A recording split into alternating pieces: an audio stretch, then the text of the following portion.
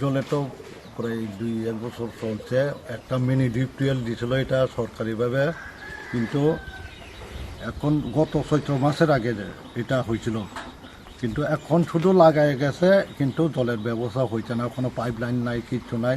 কিন্তু এই পাড়াটার মধ্যে 7 পরিবার আছে, 7 পরিবারের মধ্যে ওই জলের সমস্যা।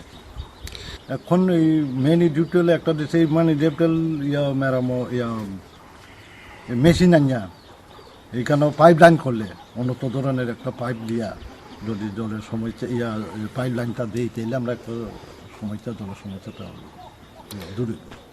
আর এখন আপনারা মানে পানীয় জলটা কইতে আনতেছেন? আমরা তো এটা ওই হ্যান্ড পাম্প আসলো একটা, এখান থেকে হ্যান্ড পাম্প।